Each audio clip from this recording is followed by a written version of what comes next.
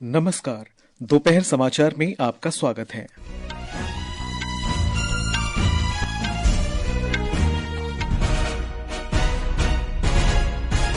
संसद के दोनों सदनों की कार्यवाही अनिश्चितकाल के लिए स्थगित।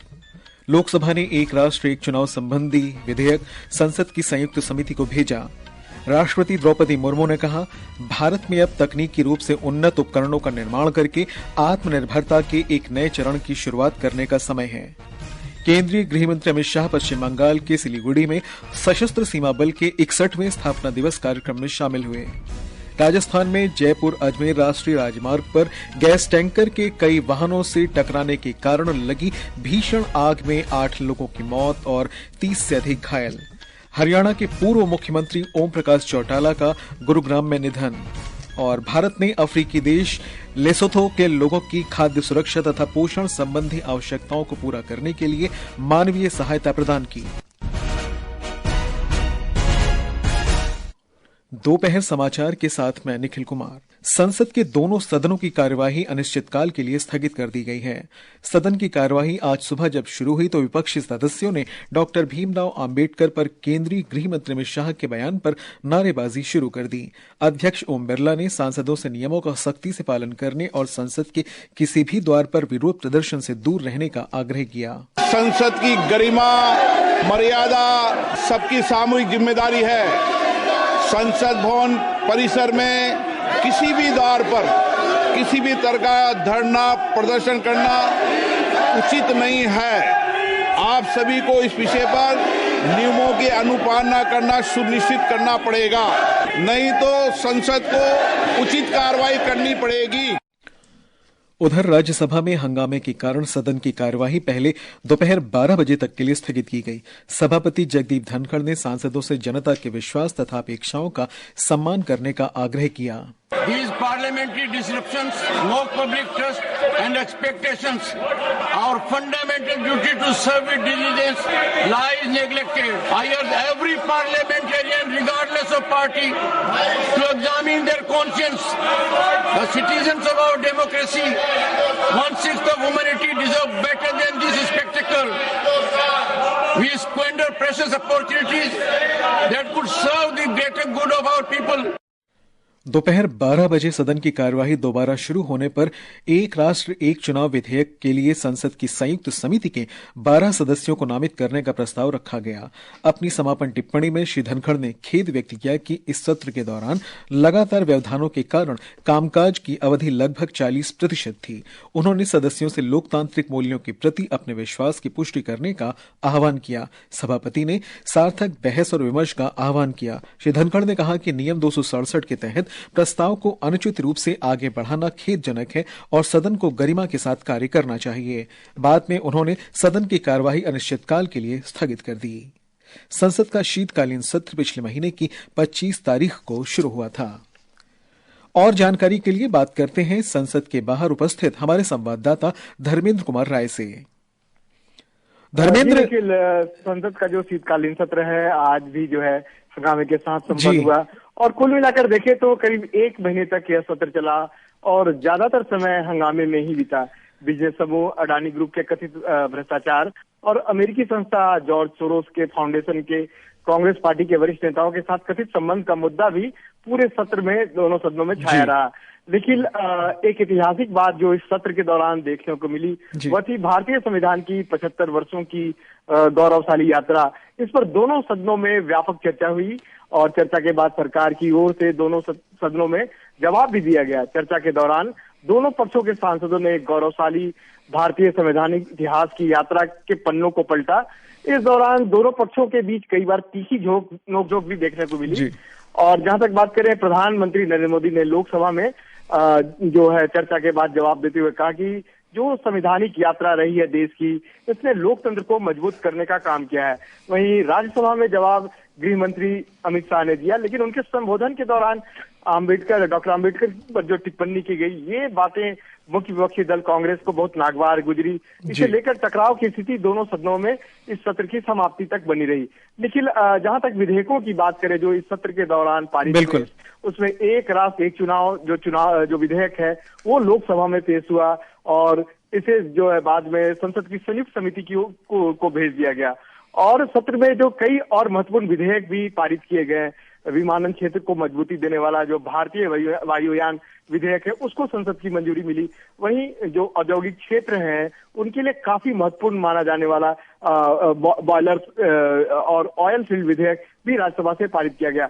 वहीं अगर प्राकृतिक आपदाओं में राहत और बचाव के कार्यों को मजबूती देने के लिए उससे संबंधित आपदा प्रबंधन विधेयक भी को भी व्यापक चर्चा के बाद जो लोकसभा की मंजूरी दी गई। जी निखिल।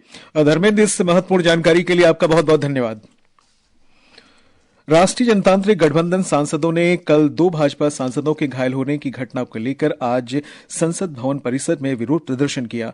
उन्होंने आरोप लगाया कि कांग्रेस पार्टी ने डॉक्टर BR आंबेडकर का अपमान किया है। भाजपा सांसद अनुराग सिंह ठाकुर ने कहा कि राहुल गांधी का कल का व्यवहार दुर्भाग्यपूर्ण है। डॉक्टर भीमराव आंबेडकर पर केंद्रीय गृह मंत्री अमित शाह की कथित टिप्पणी को लेकर विपक्षी दल के सांसदों ने भी संसद भवन में विरोध प्रदर्शन किया। संसद से बाहर मीडिया से बातचीत में कांग्रेस नेता प्रियंका गांधी ने कहा कि डॉक्टर आंबेडकर का कथित अपमान देश में बर्दाश्त नहीं किया जाएगा। केंद्रीय मंत्री किरेन रिजिजू ने बताया है कि जिन 2 भाजपा सांसदों को कथित तौर पर कांग्रेस के वरिष्ठ नेता राहुल गांधी ने धक्का दिया था उनकी हालत स्थिर है। संसद भवन में मीडिया से बात करते हुए उन्होंने कहा कि सांसदों को संसदीय मर्यादा बनाए रखनी चाहिए। 2 सांसद बीजेपी के जो राहुल गांधी ने धक्के मार करके चोट पहुंचाए वो हॉस्पिटल में है। उनका बहुत अभी सीरियस में नहीं है कंडीशन। हमारा एनडीए के सांसदों को हमने बहुत अच्छी तरह से समझाया है। मेंबर ऑफ पार्लियामेंट होने के नाते संसद का गरिमा को बनाए रखना चाहिए, हाथापाई नहीं करना चाहिए। जो भी बोलना है आप जुबान से बोलिए, शब्दों में बोलिए, ये बोलने का आजादी है। केंद्रीय मंत्री शिवराज सिंह चौहान ने घायल भाजपा सांसद प्रताप सारंगी से नई दिल्ली के आरएमएल अस्पताल में मुलाकात की। मीडिया से बात करते हुए उन्होंने कहा कि कांग्रेस नेता राहुल गांधी विपक्ष के नेता का पद संभालने में सक्षम नहीं है। श्री चौहान ने कहा कि देश की जनता लोकतंत्र और संसद का ये अपमान कभी बर्दाश्त नहीं करेगी। कल जिस ढंग की हरकत की है वो केवल अशोभनीय अक्षम्य है। लोकतंत्र का गला घोंटना, लोकतंत्र का अपमान, ये कांग्रेस के डीएनए में है। जो अपराधी हैं वो आंदोलन कर रहे हैं, लेकिन लोकतंत्र का ये अपमान हिंदुस्तान की जनता कभी सहन नहीं करेगी। संसद का अपमान भी हिंदुस्तान की जनता सहन नहीं करेगी।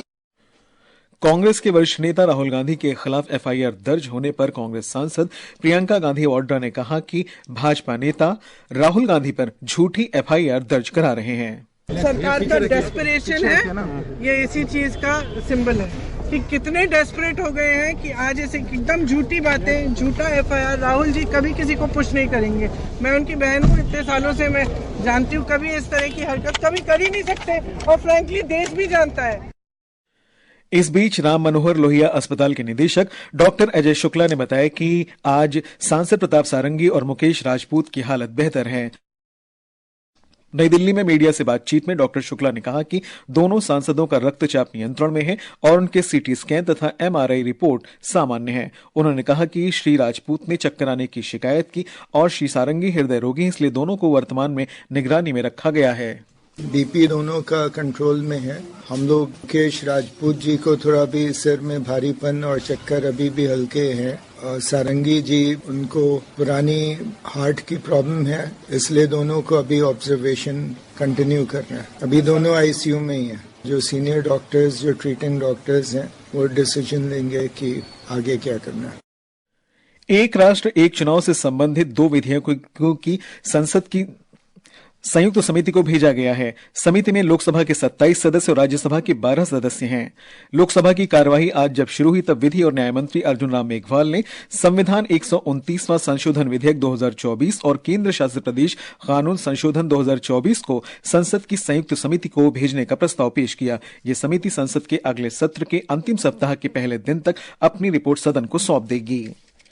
ये समाचार हमारी वेबसाइट www.newsonair.gov.in और हमारे news on AIR mobile app पर भी उपलब्ध हैं। दोपहर समाचार में आपका फिर स्वागत है।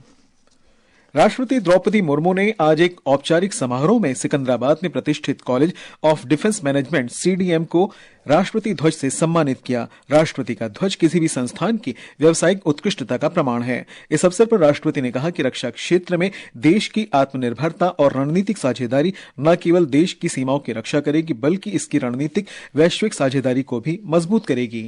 The government of India has taken several measures to enhance indigenous capabilities of defense industry through initiatives such as Make in India, ease of doing business and development of defense industrial corridors. The government is encouraging Indian and foreign investors to invest in our defense sectors.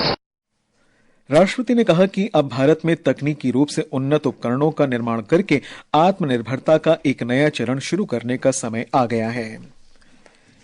केंद्रीय गृह मंत्री अमित शाह आज पश्चिम बंगाल में सिलीगुड़ी के रानीडांगा में सशस्त्र सीमा बल के 61वें स्थापना दिवस कार्यक्रम में शामिल हुए। उन्होंने शहीदों को श्रद्धांजलि अर्पित की और फिर सलामी ली। कार्यक्रम में एसएसबी के महानिदेशक अमृत मोहन प्रसाद भी मौजूद थे। गृह मंत्री ने बल के जवानों को वीरता पुरस्कार से सम्मानित किया। उन्होंने कहा कि सशस्त्र सेना के जवान समर्पण के साथ नेपाल तथा भूटान से लगी 2450 किलोमीटर सीमा की रक्षा करते हैं और नशीले पदार्थों के अवैध हस्तांतरण की जांच के लिए अपना कर्तव्य निभाते हैं। खुली सीमा से नारकोटिक्स, मानव तस्करी, हथियारों की आवाजाही और देश विरोधी तत्वों की घुसपैठ को बड़ी मुस्तैदी के साथ एसएसबी के जवानों ने रोका है। इतना ही नहीं, पूर्वी क्षेत्र में नक्सल विरोधी अभियान में केवल एसएसबी ने सीआरपीएफ और स्थानीय पुलिस बल को साथ में लेकर ये पूरे पूर्वी क्षेत्र को नक्सल से मुक्त करने में एक महत्वपूर्ण भूमिका निभाई है। राजस्थान के जयपुर में भांकरोटा क्षेत्र में हुए गैस टैंकर हादसे में मृतकों की संख्या बढ़कर 8 हो गई है, जबकि 30 से अधिक लोग घायल हैं। हमारे संवाददाता ने बताया है कि यह हादसा सुबह करीब 6 बजे अजमेर हाईवे पर रिंग रोड के पास गैस से भरे 2 टैंकरों की टक्कर से हुआ, जिसके बाद आग लग गई। 20 से ज्यादा ट्रक, 2 स्लीपर बस समेत कुल 40 वाहन आगजनी की चपेट में आकर नष्ट हो गए। इसके कारण बड़ी संख्या में लोग झुलस गए। हादसे में घायल लोगों का जयपुर के एसएमएस अस्पताल में इलाज किया जा रहा है। इनमें से जहां कुछ की हालत गंभीर है, झुलसे लोगों की पहचान के लिए विशेष आईटी टीम लगाई गई है। मुख्यमंत्री भजनलाल शर्मा ने मौके पर पहुंचकर घटना की पूरी जानकारी ली। साथ ही घायलों को समुचित उपचार उपलब्ध कराने के निर्देश दिए। घायलों के परिजनों की सहायता के लिए अस्पताल प्रशासन तथा जयपुर पुलिस की ओर से हेल्पलाइन नंबर जारी किए गए हैं। घटना की जांच के लिए उच्च स्तरीय समिति गठित कर दी गई है। जितेंद्र द्विवेदी, आकाशवाणी समाचार, जयपुर। राष्ट्रपति द्रौपदी मुर्मू, प्रधानमंत्री नरेंद्र मोदी और गृह मंत्री अमित शाह ने इस घटना में जान गंवाने वाले परिवारों के प्रति संवेदना व्यक्त की है। राष्ट्रपति ने मृतकों के लिए प्रार्थना और घायलों के शीघ्र स्वस्थ होने की कामना की है। प्रधानमंत्री ने सोशल मीडिया पोस्ट में कहा कि स्थानीय प्रशासन घायलों की सहायता कर रहा है। उन्होंने घायलों के शीघ्र स्वस्थ होने की प्रार्थना की। प्रधानमंत्री ने प्रत्येक मृतक के परिजन को प्रधानमंत्री राष्ट्रीय राहत कोष से 2 लाख रुपए की अनुग्रह राशि देने की भी घोषणा की है। वहीं घायलों की मदद के लिए 50,000 रुपए दिए जाएंगे। हरियाणा के पूर्व मुख्यमंत्री और इंडियन नेशनल लोकदल के वरिष्ठ नेता ओम प्रकाश चौटाला का आज दोपहर गुरुग्राम के मेदांता अस्पताल में निधन हो गया। वे 89 वर्ष के थे। हरियाणा के पूर्व मुख्यमंत्री ओम प्रकाश चौटाला 7 बार विधायक और 5 बार हरियाणा के मुख्यमंत्री रहे। श्री चौटाला पहली बार 2 दिसंबर 1989 को मुख्यमंत्री बने थे और वे 22 मई 1990 तक इस पद पर रहे। उन्होंने 12 जुलाई 1990 को दूसरी बार मुख्यमंत्री पद की शपथ ली। हालांकि 5 दिन बाद ही श्री चौटाला को पद से इस्तीफा देना पड़ा। फिर 22 अप्रैल 1991 को उन्होंने तीसरी बार मुख्यमंत्री का पद संभाला, लेकिन 2 सप्ताह बाद ही केंद्र सरकार ने राज्य में राष्ट्रपति शासन लगा दिया। 24 जुलाई 1999 को श्री चौटाला ने चौथी बार मुख्यमंत्री का पद संभाला।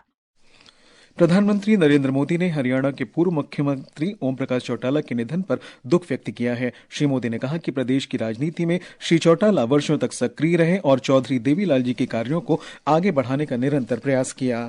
भारत ने दक्षिण अफ्रीका के एक देश लेसोथो को मानवीय सहायता प्रदान की है। विदेश मंत्रालय के प्रवक्ता रणधीर जायसवाल ने सोशल मीडिया पोस्ट में कहा कि ये खेप रवाना कर दी गई है। अंत में मुख्य समाचार एक बार फिर। संसद के दोनों सदनों की कार्यवाही अनिश्चितकाल के लिए स्थगित। लोकसभा ने एक राष्ट्र एक चुनाव संबंधी विधेयक को संसद की संयुक्त समिति को भेजा।